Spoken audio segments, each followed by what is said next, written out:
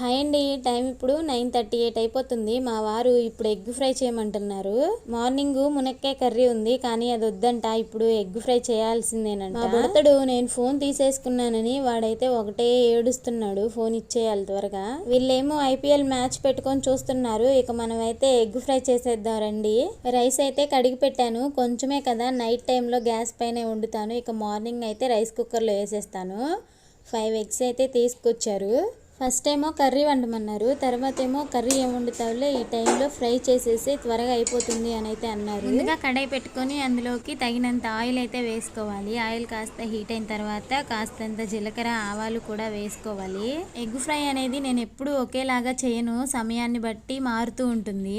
ఇప్పుడు ఇందులోకి సన్నగా కట్ చేసిన ఆనియన్స్, అలాగే 2 గ్రీన్ చిల్లీ కూడా వేసుకొని వేపుకోవాలి. మా వారు ఒకసారి ఎగ్ ఫ్రై చేస్తానని వంటగదిలోకి వచ్చారు. తీరా ఎగ్ ఫ్రై అయిపోయి బయటకు వచ్చేసరికి బోల్డ్ అన్ని అంట్లయితే పక్కన పెట్టేశారు. అప్పటి నుంచి మా వారు ఎప్పుడన్నా వంట చేస్తానంటే నాకైతే చాలా భయం, ఎన్ని అంట్లు పక్కన పెడతారో అని. ఆనియన్స్ లో కొంచెం సాల్ట్ వేసుకొని కలుపుకొని మూత పెట్టుకోవాలి. సాల్ట్ వేయటం వల్ల త్వరగా మగ్గిపోతాయి ఆనియన్స్ అనేది.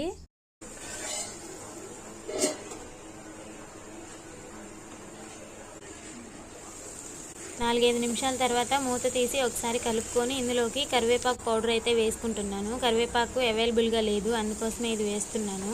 ఒకసారి కలుపుకొని ఇందులోకి చిటికెడు పసుపు కూడా వేసుకొని కలుపుకోవాలి. మూత పెట్టుకొని ఒక 4-5 నిమిషాలు అయితే మగ్గించుకోవాలి. అన్నం కూడా నీరు దిగినట్టుంది, ఇక అన్నం కూడా ఆపేస్తున్నాను.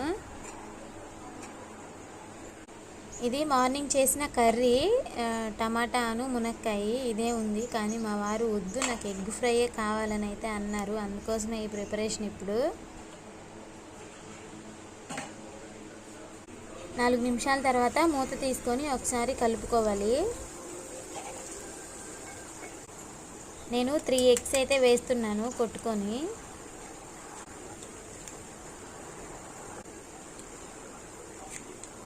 ఎగ్స్ పగలగొట్టి వేసిన తర్వాత కలపనట్టు ఒకసారి అలా కలిపి మూత పెట్టుకొని ఒక 3-4 నిమిషాలు అయితే కదల్చకుండా ఉంచాలి.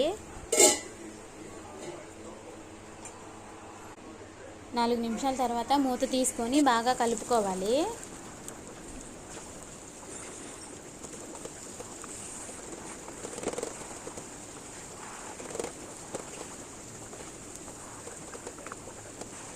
ఇలా బాగా కలుపుకున్న తర్వాత మన టేస్ట్కి సరిపడినట్టుగా కారం వేసుకోవాలి. అలాగే కొంచెం ధనియాల పౌడర్, అలాగే కొంచెం జీరా పౌడర్, ఇంకా మన టేస్ట్కి సరిపడినట్టుగా సాల్ట్ కూడా వేసుకొని బాగా కలుపుకొని ఒక 2 నిమిషాలు అయితే కలుపుతూ ఉండాలి. ఇలా 2-3 నిమిషాలు కలిపితే మనకి ఎగ్ ఫ్రై అయితే రెడీ అయిపోతుందండి. పైన కొత్తిమీరతో గార్నిష్ చేసుకోవచ్చు, నేనైతే వేయట్లేదు కొత్తిమీర.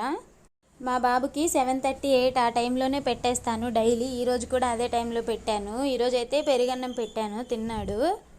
మా వారేమో కొంచెం ఎగ్ ఫ్రై వేసుకోనరా బాబు తింటాడేమో అని అయితే అన్నారు, అందుకోసమే ఇక కొంచెం అయితే వేశాను మా బాబుకి. కానీ వాడైతే తినట్లేదు, మంటగా ఉంది అంటున్నాడు.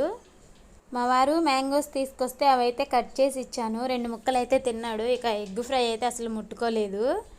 ఇక మేమే తర్వాత తిందాంలే అని అయితే నేనైతే పక్కన పెట్టాను. ఇక రేపు మార్నింగ్కి పెసరట్టుకి అయితే నానపోస్తున్నాను. పెసలు 1.5 గ్లాసు పెసలకి 1 గ్లాస్కి కొంచెం తక్కువ, అంటే టీ గ్లాస్తో బియ్యం అయితే వేస్తున్నాను. అలాగే ఒక చిటికెడు మెంతులు కూడా వేసి కడిగేసి నానబెట్టేస్తాను.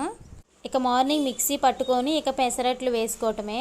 టిఫిన్ కూడా నేను డైలీ ఏం వేయను, తినాలి అనుకున్నప్పుడు మాత్రమే వేసుకుంటాము.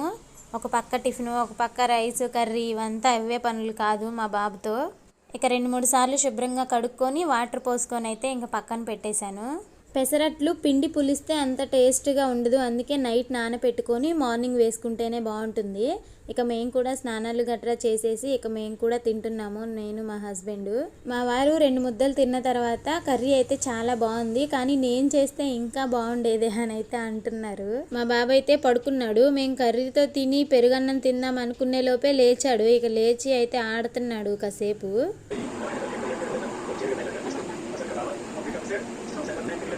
మా వారికి సమ్మర్ స్టార్ట్ అయిన దగ్గర నుంచి మ్యాంగోస్ ఉంటేనే పెరుగన్నం తినాలనిపిస్తుందంట, లేకపోతే తినాలనిపించట్లేదంట. మా బాబు నిద్ర లేచిన తర్వాత ఈ కార్ తోటి ఒక అరగంట సేపు అయితే ఆడాడు. ఇంకా ఆడి ఆడి పడుకున్నాడు. ఇంకా వాడు పడుకున్న తర్వాత మేము కూడా పడుకుని పోయాము. ఇదండి ఈరోజు మా నైట్ రొటీన్ అనమాట. Thank you for watching. Good night to all.